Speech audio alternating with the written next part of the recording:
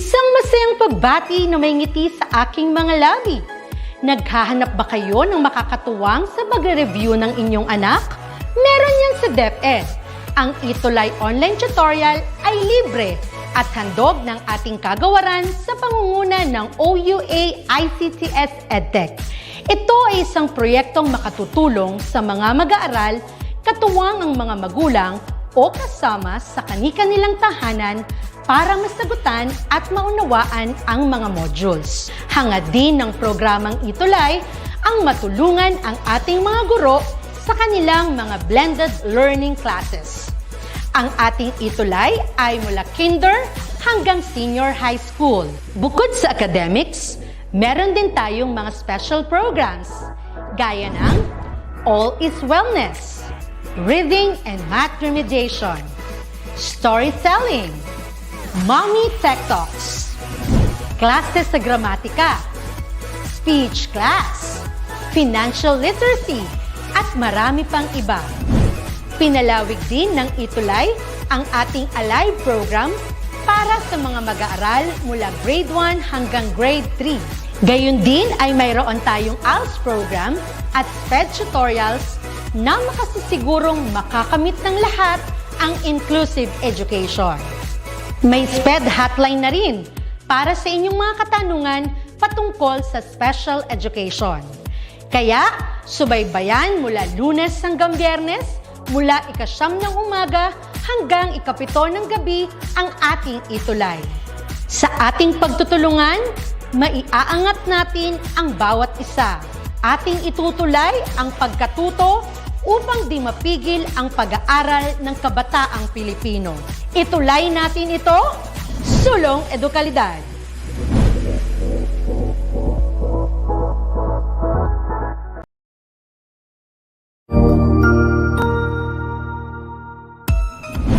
Mabuhay! Good day to all! I am your tutor Madge.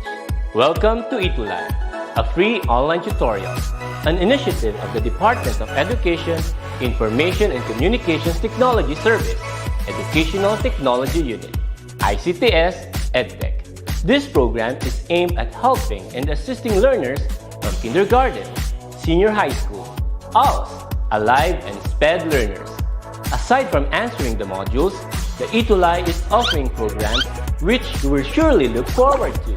Together with our parents and teachers, the ETUlay will bridge the gaps where difficulty and ease meet in learning new knowledge and skills.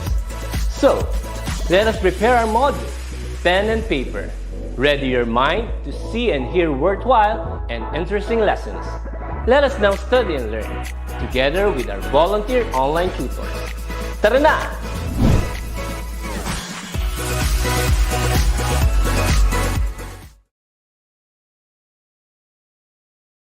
Ayan, so good afternoon sa lahat ng mga manonood natin sa ating DepEd ETUlay online tutorial for grade 6 mathematics. Good afternoon po to dear teachers and to grade 6 students. Ayan. So, alam nyo naman, every Friday is Mathematics Day. And to start off our Mathematics Day ay nandito muli ako, ang inyong tutor, ang inyong Math Bay. Ako ang inyong Math Bay tutor Andre. And again, kasama ko rin backstage si Tutor Prince. Good afternoon, Tutor Prince. Ayan. And again, welcome to our DepEd ETUlay online tutorial for grade 6 mathematics. So, ayan. For our lesson for today, so we're going to start off with quarter 4, week 4. By the way pala, bago muna tayo magsimula nating lesson, ay maikling greetings muna sa ating mga manonood. So, kay Kevin Martin Doluntat, good afternoon po, watching from Sorsogon East Central School, Sorsogon City. Ayan, so grade 6 SSES advisor, si Ma'am Jessica Ramiscal. Ayan. Another solvemate, ito, si Cassandra Bravo, good afternoon po, from Gamu Central School, grade 6 Mahogany, still watching and listening to DepEd ETUlay live session. Ayan, maraming salamat. Kevin Martin, Cassandra. Kay Enrico Dalupan, good afternoon po, from Santa Barbara Elementary School. Watching and listening to DepEd ETUlay. Ayan, thank you, Enrico. Ayan, si Eliza Jane Atrihino, good afternoon po, grade 6 pupil, watching from Malasin Elementary School, SDO City of Ilagan, Isabela. Wow, all the way from Isabela, Region 2. Advisor si Ma'am Joan Agustin Molina Darbin. Ayan. Si Gracie Canisala, good afternoon. Ayan. Si Flodifel Cruz from Rufino Cruz Memorial Elementary School, SDO Bulacan, District of Pulilan. Ayan. So, ang kanyang teacher ay si Ma'am Melanie A. Cabarubias. Ang kanyang principal ay si Ma'am Rio Bernadette Tovera. Siya ay grade 6 Venus. Okay. And I think last na lang to.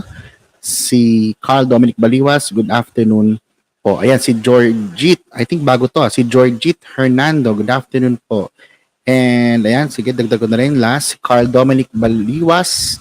Grade 6 Margie. Grade 6 Margie. Or, sorry, advisor si Ma'am Margie Raffles. Ang kanyang math teacher ay si Ma'am Lenny A. Competente. Ayan. Watching from Muñoz Central School, Science, City of Muñoz, Nueva Ecija, Region 3. Ayan. So, thank you very much sa ating mga manonood. So, hopefully, ay may matutunan kayo sa ating mga lessons, my dear grade 6 students. Ayan. Okay, so for Math 6, Quarter 4, Week 4, we're going to learn about constructing and interpreting a pie graph and solving routine and non-routine problems using data from the pie graph. Okay. So again, abangan ulit kami ni Tutor Prince every Friday, Mathematics 6 from 1 p.m. to 1:40 p.m. via our FB and YouTube pages, DepEd EdTech Unit, DepEd Tayo, DepEd Philippines, DepEd EdTech, at DepEd TV. Maraming salamat po. Ayan. Okay, so special thanks to the division office for lending us our modules that we are going to use for today's session. Ayan. So the development team of the module. So mga ma'am and sir, thank you very much po. So we have for quarter 4 module 4 and sinabay ko na din. Actually, this is for week 5, but since kayang-kaya naman siya i-discuss within the day, hopefully, so sinama ko na rin ang module 5. Supposed to be this is for week 5. Thank you din po mga ma'am and sir.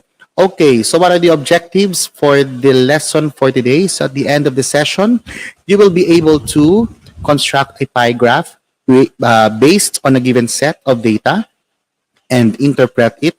And also, you're going to solve routine and non-routine problems using data presented in a pie graph. Okay. So before that, let's have our solve mates of the week for quarter 4, week 2. So parang ngalanan natin ang mga sumusunod. Sino-sino nga ba sila? Sila ay sina, ayan, si Gwyneth Angeline L. Tolentino. So, in-include natin si Gwyneth. And for quarter 4, week 3, solve mates of the week, we have Hendy Stephen P. Kadapan, Gwyneth Angeline L. Tolentino, Nerwin Negal Jr., Maria Riana Mitisha T. Sempron, Ian Gale R. Dilay, Kevin Martin J. Doluntap. We have also John Vincent A. Gadi, and we have Cassandra C. Bravo. We have also our soulmate Adrian Ray D. Rivera. And of course, si Jeric Johan S. Ramirez. Ayan. So congratulations sa ating mga soulmates. Ay, and of course, si Gerald R.V. D. Cantor. And lastly, si Ariane May Zacarias. So maraming salamat sa inyo mga soulmates. Okay, so to start off, we have lesson number 1. So how to construct and interpret a pie graph based on a given set of data. Ayan. So hopefully ay marunong kayo magbasa ng pie graph because you're going to construct and interpret the pie graph later on. Okay, so to start off, when we look for information to help us make important decisions, we often find the information in the form of graphs. So actually, there are many graphs, no? So we have different types of graphs. But for now, we are going to encounter first pie graph. Ayan. So one of them is pie graph. Okay, so let's have some examples here. So suppose we have this table. So the table below shows the percentage of learners who like the given flavors of ice cream. So we have the ice cream flavors. So tamang-tama, napakainit ng panahon ngayon, no? O, medyo umiinit ulit. So nung mga nakaraan, maulan, ngayon umiinit na naman. So kailangan natin ng pampalamig na ice cream. So ano-ano nga ba yung mga most like ice cream flavors of learners? So you have the following. For Rocky Road, we have 10 learners. Double Dutch, 4 learners. Strawberry, 10 learners then. Vanilla is 4 learners. And chocolate, 12 learners for a total of 40 learners. Now, the question is, based on the given table, how will you construct a pie graph? Ayan. So, paano nga ba tayo magko-construct ng pie graph? Okay. So, pie graphs or circle graphs, so kaya nga siya pie graph, no? So, it's, literally, it's a pie. Parang mga different types of pie, no? So, circle graphs are used to show the percent of a quantity in each of the several categories. It can also be used to easily visualize the ratio of one category to another. Ayan. So, ginagamit natin yan para ma-represent natin ang percent ng isang quantity. So, yung kabuuan, no? So, yun nga yung ice cream flavors. So, to construct a pie graph, we are going to follow the steps. So, to do the pie graph, so first, step number 1, find the angle measure for each section. So, paano nga ba natin hahanapin ang angle measure ng bawat section? So, for that, we're going to have step 2. Change the number of learners per ice cream flavor preference to percent form. Ayan. So, we will going to change the different number of learners into percent form. How will you do that?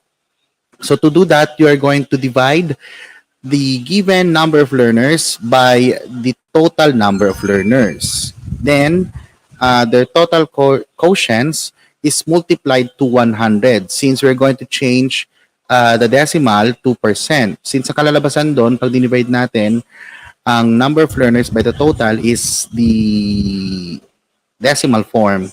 So to change it to percent, we just multiply it to 100 or just simply move the decimal point 2 places to the right. Okay. So ayan yung mga examples. So for Rocky Road, so since you have 10 learners, so we divide 10 learners by 40. So 10 divided by 40. So when you compute that, that is 0.25. And when changed to percent, that will be 25%. So meaning, out of the 40 learners, 25% of them liked Rocky Road. Okay. Then similarly, we will do the other for Double Dutch. We have 4 divided by 40. That's 0.10. Then multiplied by 100 is 10%. Then for Strawberry, since it's just the same with the Rocky Road, so it's also 25%. We have also for Vanilla, since it's similar to Double Dutch, that is 10% of the learners, total learners. And lastly, for Chocolate, we have 12 learners divided by 40, so that's 0.30. Then multiplied by 100, that is equivalent to 30%. So make sure that the total percent is 100%. So when you add 25, 10, 25, 10, and 30, the sum should be 100% because it represents the whole number of learners, 40. Okay. And let's go to the next step, number 3. So what's step 3? So once you change each of the following number of learners to percent form, we're going to change the percent form to decimal point by moving the decimal point 2 places to the left and then multiply each decimal to 360 degrees. So, parang katulad na ni kanina, so babalik tayo ulit sa decimal form. Then, yung decimal form niya, imumultiply mo sa 360 degrees. Bakit magkaroon tayo ng 360 degrees?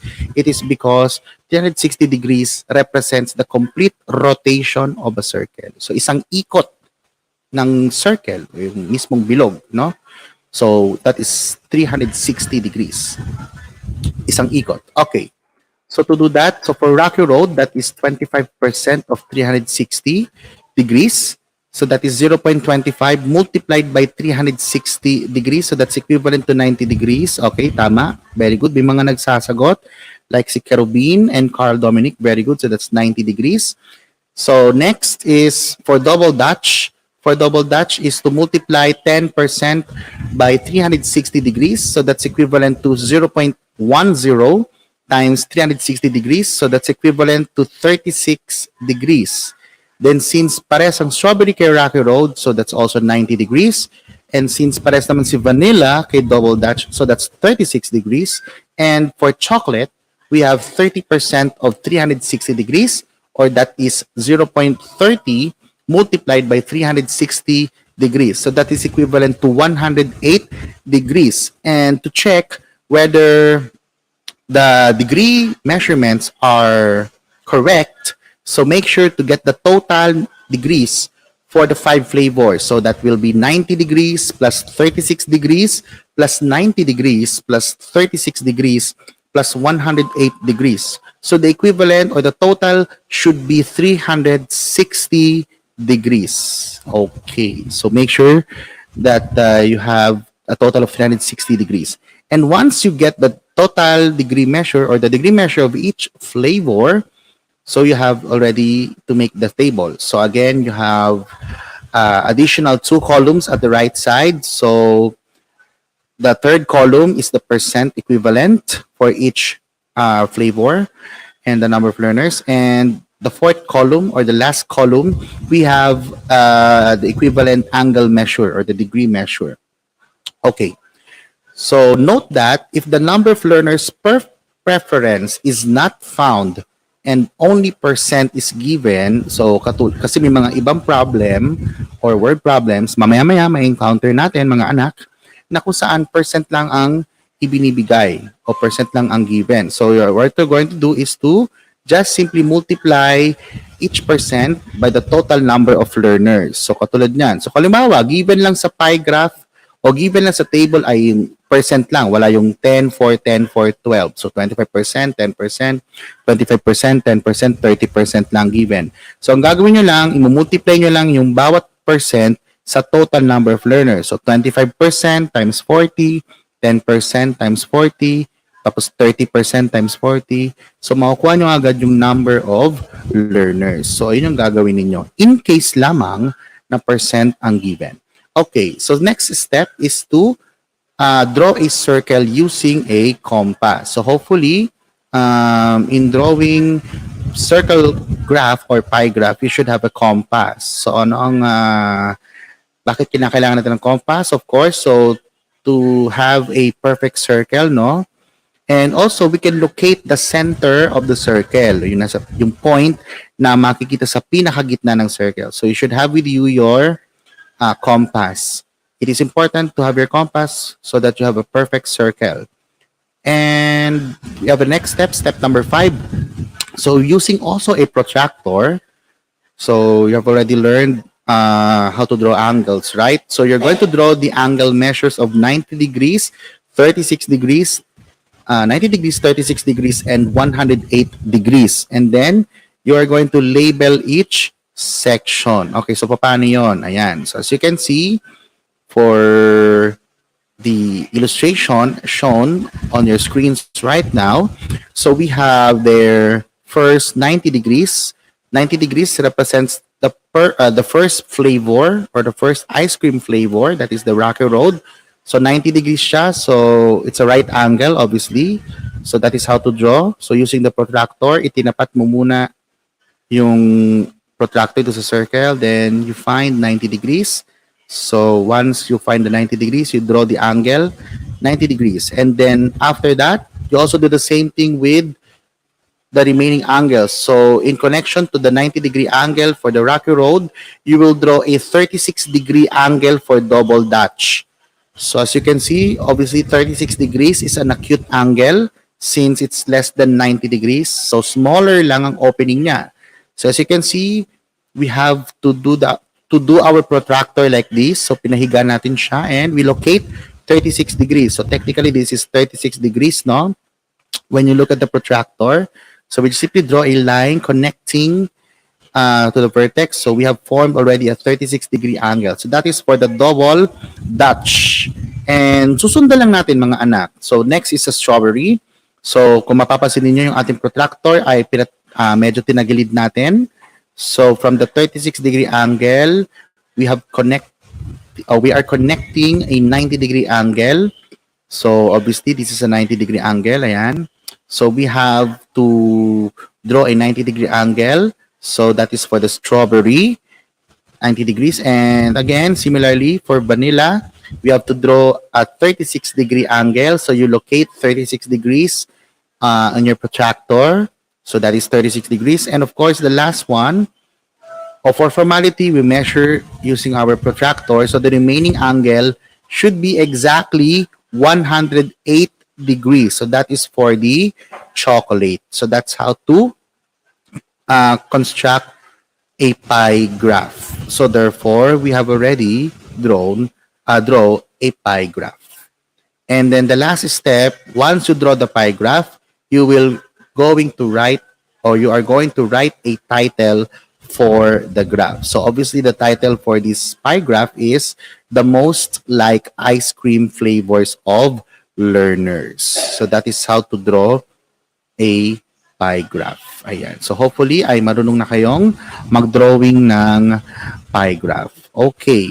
So let's see. So yeah, so let's have the steps in constructing a pie graph. So again, find the angle measure for each section accordingly by the percentage. Then second, you draw a circle using a compass. The third one is to use a protractor to draw each angle measure and partition the circle. Then label each section. Then lastly, always important to write a title for the pie graph. Yun yung importante sa pie graph natin, yung title, syempre. Okay, so now you already know how to construct a pie graph. Let's have an exercise. Isang mabilis na exercise lang tayo. So using our chat box in our FB Live, so we have there the following. The pie chart below shows how a grade 6 learner spends his day. Take note. So we have the following pie graph. So we have sleep, study, doing chores, playing outdoors, playing gadgets, and others. And then refer to the pie chart to answer the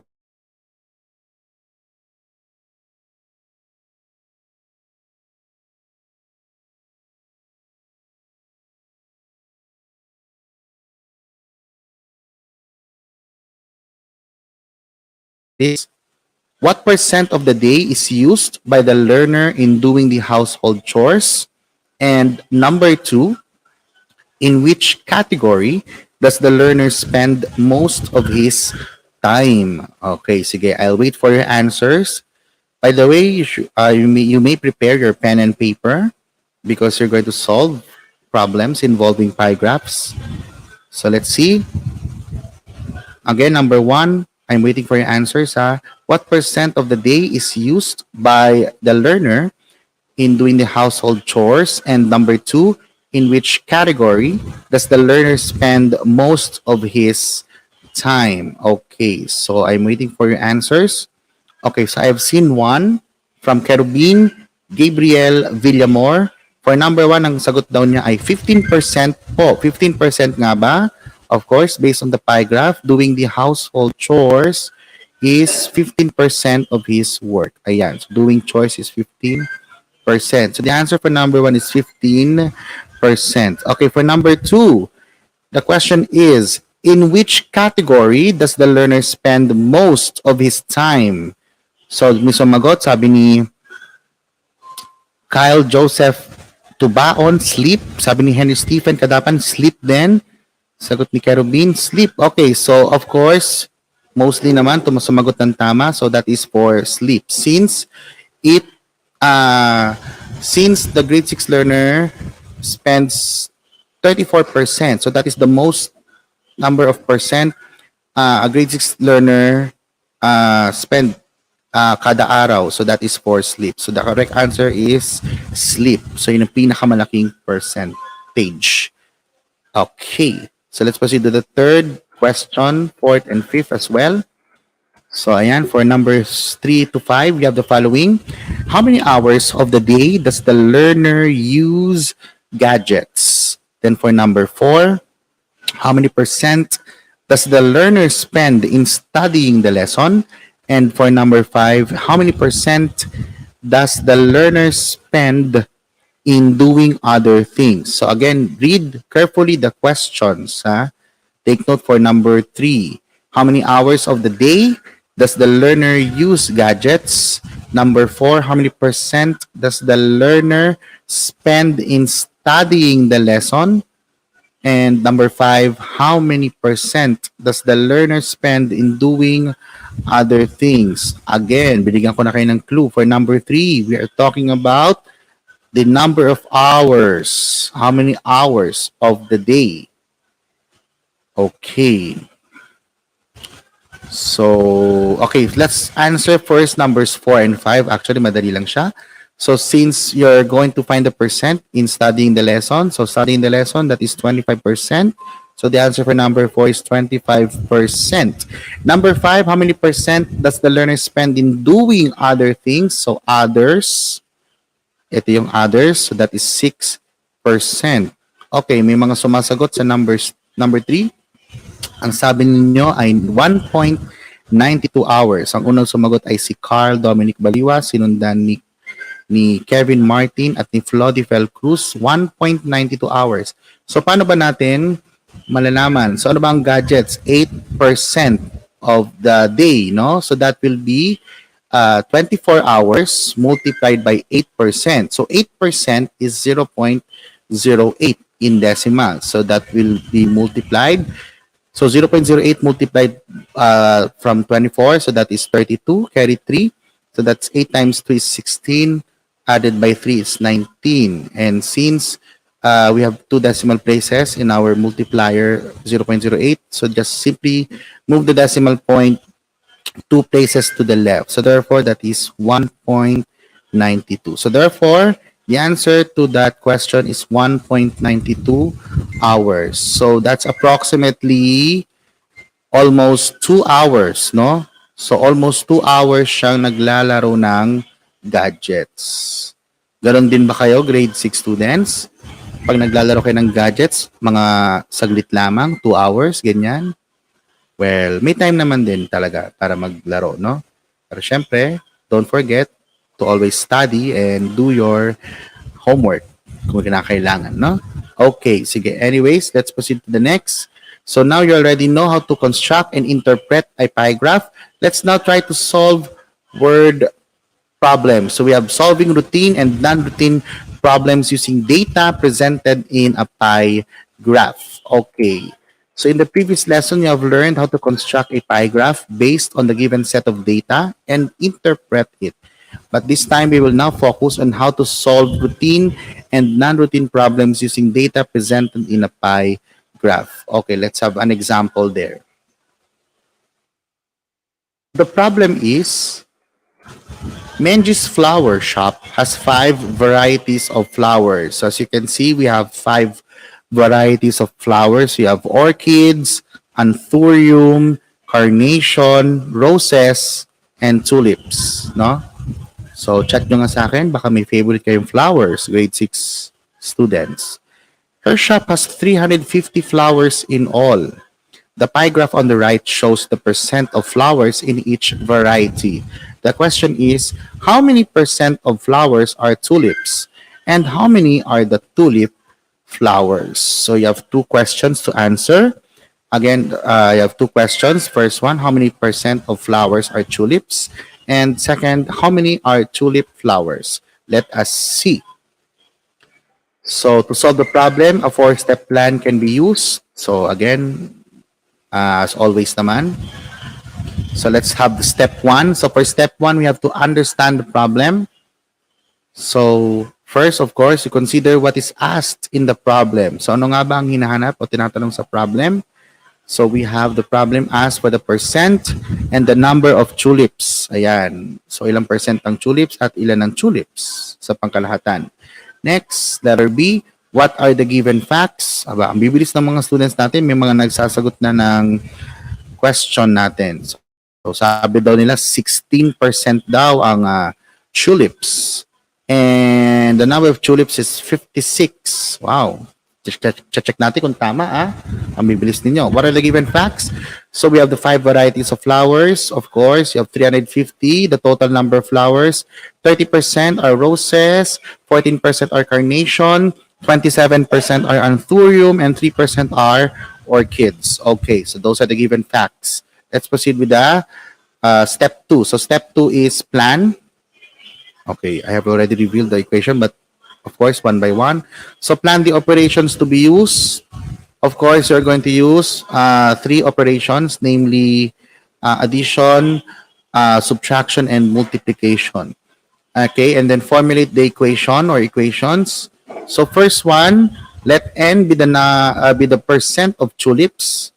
So to do that, of course, you have y first, y also rather, be the number of tulips. So n be the percent of tulips and y be the number of tulips. So for that, we are going to first find the equation for the first question. So to determine the equation for the first question, so that is 100% minus 30% plus 14% plus 27% plus 13% is equal to n. Again, that's 100% minus the sum of 30%, 14%, 27%, and 13%. Since the whole pie graph is 100%, so to find the number of percent for tulips, since yun lang yung hinahanap natin, natitirang isa, so para malaman natin kung ilang percent yan, yung mga nakikita nyong sa apat na flowers, yung percent nila, i-add nyo lang sila, then isusubtract yung sum nila sa 100. Okay, then second one, equation for the second question. So the equation for the second question, actually na-reveal ko na.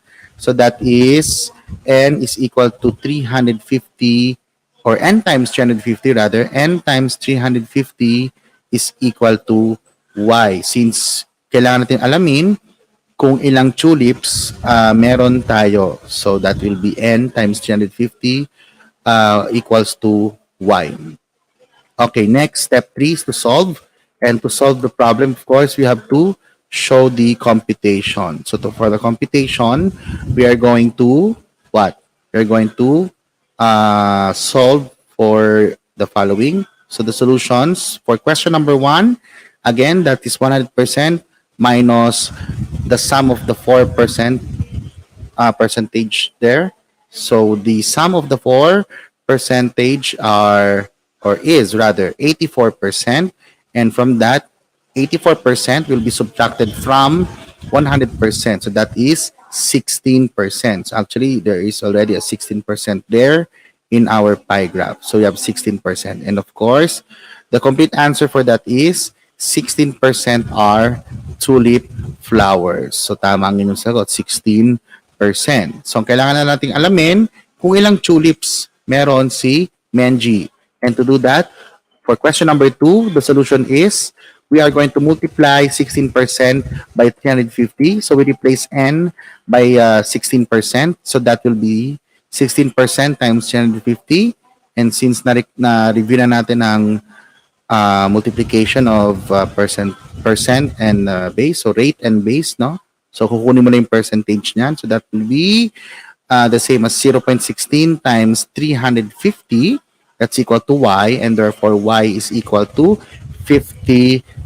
So therefore there are 56 pieces of tulip flowers. So tama ang inyong sagot. Very good. Grade 6 students. Ayan, napakagaling ninyo. So tama ang inyong mga sagot. Very good. Okay, of course, to solve, ayun na nga. So therefore, to answer the problem, we have 56 tulip flowers, which comprise 16% of flowers in Menji's shop. Ayan, okay. And of course, to check out if our answers are correct, look back and what is asked in the problem and find out the answer to the problem. So gagawin nyo lang, check nyo lang kung tama ng ating sagot. So therefore, we have question number 1. You just simply add all the rates there. So we have 30%, 14%, 27%, 13%, and 16%. So make sure that when we add all the 5 percentages there, the result will be 100%, which comprise the whole pie graph. So 100% ang sagot natin. So tama ang 16%. And for question number 2, to check our answer, we just simply divide 56 by 350. So we divide 56 by 350. So 56 divided by 350. So that is 0.16 or that is 16% when converted to percent. So therefore, tama ang ating mga sagot. Okay, sige. Let's have more examples. So follow-up questions to the problem. Let's have number 1. How many are roses? So ilan nga ba ang roses sa ating given? Sige nga, kindly compute how many roses do we have? Ilang roses meron si Menji? Kindly type in your answers using the chat box. Ayan. So sabi ni Liza Ignacio, 16.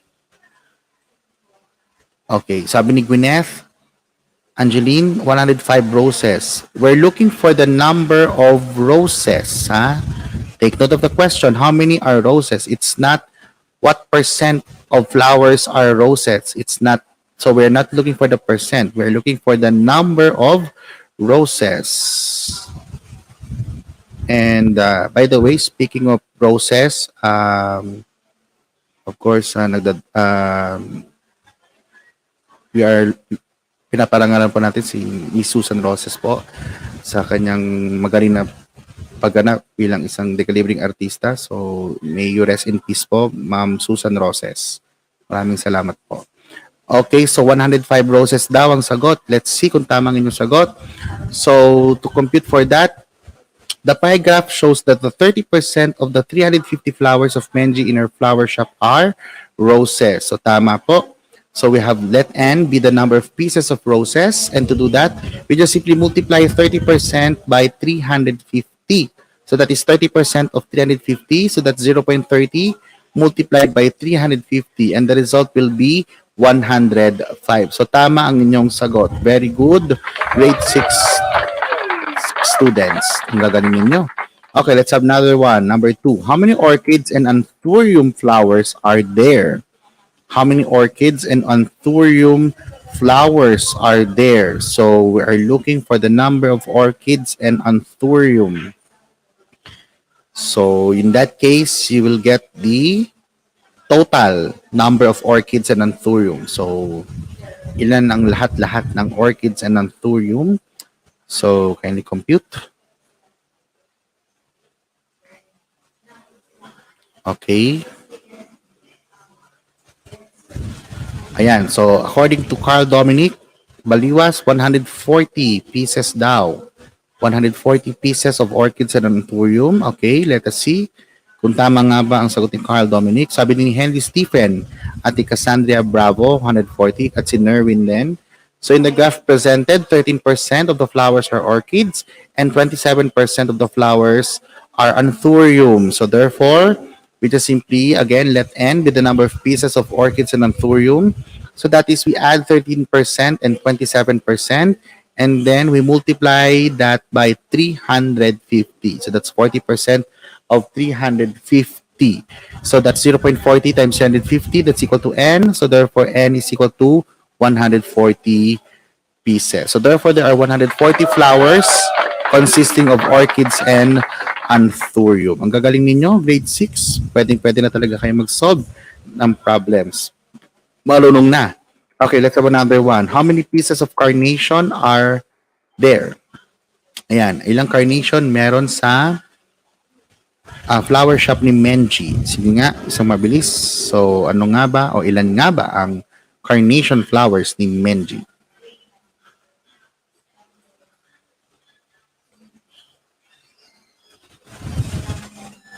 Okay. So, let's see. Ilang carnation? Okay, sabi, bilis ni Carl Dominic talaga, no? 49 pieces daw. Then, sinundan ni Nerwin at ni Henry Stephen. 49 carnation. Let's see. So, that's 14% of the flowers in Menji's flower shop. So, carnation is 14%. So, that is, and again, we move the number of pieces of carnation. So, that is 14% of 350. That's equal to n. So therefore, that's 0.14 times 350 equals to n. So therefore, that is n equals to 49. Wow, very good. Ang bibilis naman mag-solve ng ating mga students. Okay, sige, let's have another. But before that, again, to solve routine and non-routine problems using data presented in a pie graph, you may follow the four-step rule or the four-step plan. Number one is to understand, know what is asked and given in the problem. Number two is plan what operation to be used in the problem and its equation. Then number three is solve. You will going to show your solutions. And last step is to check and look back. You will check and review your answer and complete your answer with proper label. Okay, so let's have an exercise. Sorry, so mabilis lang. So the pie graph shows how the 300 grade 6 pupils go to school. So answer the following questions. Okay, let's have number one. How many grade 6 pupils go to school by foot or by walking? By foot or by walking? Is it A? So this is a multiple choice. Is it letter A, 129, letter B, 139, letter C, 149, or letter D, 159? Okay, sige nga. Let us see. So using the pie graph, how many grade 6 pupils go to school by foot or by walking? So again, the pie graph shows the 300 grade 6 pupils, no, that are going to school. So sana, no, next school year, face-to-face na, pwede na ulit tayong bumiyahe, no? Pwede tayong mag-walk, mag-bus, or jeepney, bicycle, pedicab, tricycle. Ayan, so mostly answered A. Let's see if letter A is the answer. So that is correct. Letter A. Very good. So why letter A? Kasi nga, 300 times foot or by walking. So that is 43% multiplied by 300. So 43% times 300, that is equivalent to 129. Very good. Let's proceed to number two. How many pupils in grade 6 prefer to ride on a bus or jeepney in going to school? Is it letter A, 3, letter B, 6, letter C, 9, or letter D, 12? Okay, let's see. How many pupils in grade 6 prefer to ride on a bus or jeepney in going to school? Is it A, 3, B6, C9, or D12? Okay, so may mga sagot na ba? Ayan, so according to Gwyneth, answered letter B. Same with Nerwin, letter B then. Okay, sunod din ni Henry Stephen, ni Kevin Martin, ni Cassandra, letter B, at ni Lisa Ignacio, letter B. Let's see kung tama ba ang letter B. Tama ba ang letter B? And the correct answer is letter B. Correct. So that is 6. So how did you get 6? So that's 300 multiplied by bus or jeepney represents 2% in the pie graph. So that's 2%.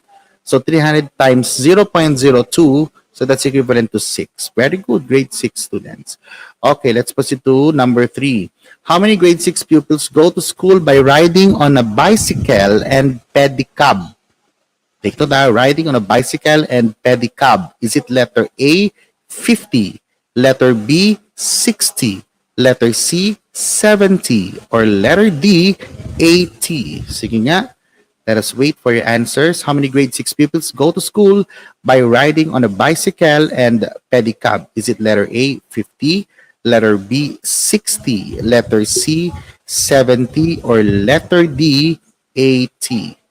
Okay, so according to Kevin Martin, he answered letter B. Sinundan ni Gwyneth, ni Henry Stephen, ni Carl Dominic, ni Cassandra, ni Diane, ni Hi Edward Joseph, hello, ni Lisa Ignacio. Letter B, the correct answer, class, is letter B. Correct. Very good. 60 students or 60 grade 6 pupils. So bakit naging 60?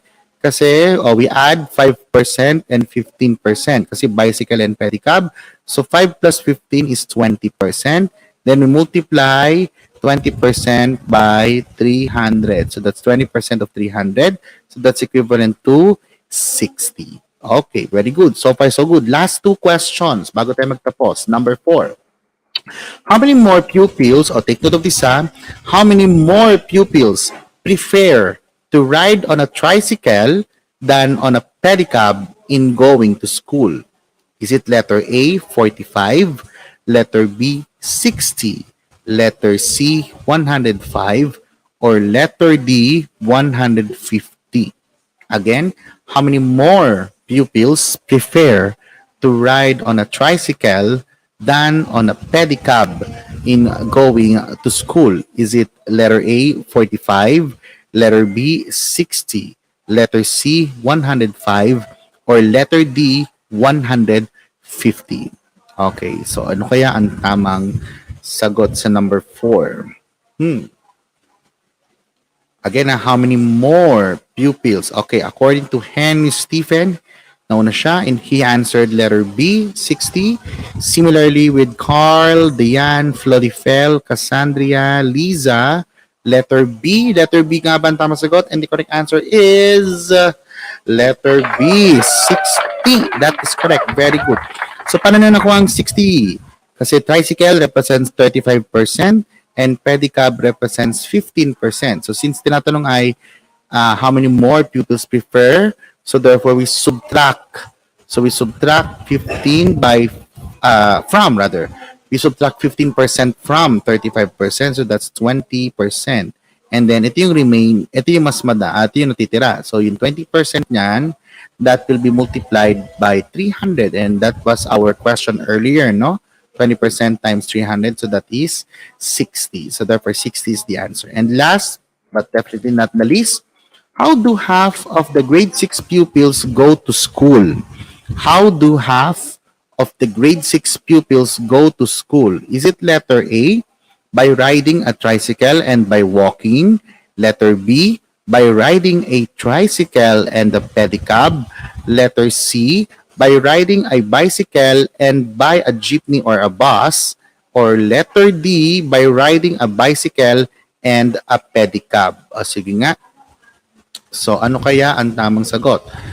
How do half of the grade 6 pupils go to school? Is it letter A, by riding a tricycle and by walking? Letter B, by riding a tricycle and a pedicab? Letter C, by riding a bicycle and by a jeepney or a bus? Or letter D, by riding a bicycle and a pedicab? Okay, so answer ni Henry Stephen is B. Same with Cassandra, Liza. Okay, letter B nga ba ang tamang sagot? So letter B nga ba ang tamang sagot ay letter B. Very good. By riding a tricycle and a pedicab. So bakit nga ba ganun ang nangyari? So kasi sa tricycle ay may 35%. Sa pedicab ay merong 15%. So take note, we are looking for half of the grade 6 pupils. And half is the same as 50%. So if we add 35% and 15%, the answer or the sum will be 50%. So that also represents half of the grade 6 pupils. And you can also look at the pie graph by inspection. Notice that the tricycle and pedicab shows half of the pie graph. Ito siya, di ba? So this represents half of the pie graph, or 50%. So therefore, that is letter B, by riding a tricycle and a pedicab. Okay, very good. Ang gagaling ninyo lahat, grade 6 students.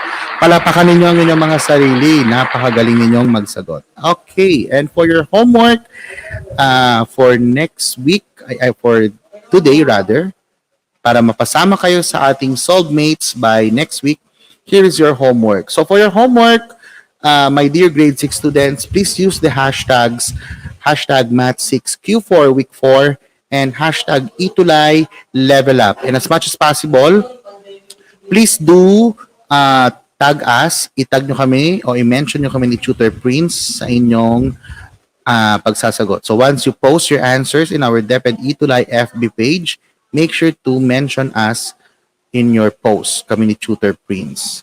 Okay, so your homework for today is you are going to construct a pie graph. Take the construct a pie graph. So gagawa kayo ng pie graph as much as possible. You can make it colorful para magandang tignan, no? Be creative in doing your pie graph. And also, you are going to answer the following questions. So once you construct a pie graph, you're going to answer the questions that follow. So the table below shows the favorite fruits of grade 6 of 300 grade 6 learners of Escalante Central Elementary School. So we have banana, mango, avocado, apple, and guava, which consists of 20%, 50%, 5%, 15%, and 10% respectively. So the questions are as follows. Number one, how many percent of grade 6 learners like guava fruit? Number two, how many learners like eating bananas? Number three, what is their least favorite fruit? Number four, what fruit is favorite by half of grade 6 learners? And number five, how many more learners prefer to eat apples than avocado fruit? So that will be your homework. Oops, wag kayo magsasagot. That will be your homework, mga anak. Ayan. Okay, thank you. Hope you learned something in our lesson for today. So, with that, so thank you very much for listening and watching in our live session. So, up next is Tutor Rose Ann and Tutor Jolly for Mathematics Grade 7. So, that will be all for today. So, thank you very much for watching and listening. I am Tutor Andre, your Math Bay, together with Tutor Prince, saying see you all next time and hope you learn something. Keep safe and God bless. Maraming salamat po. Bye-bye! Salamat po!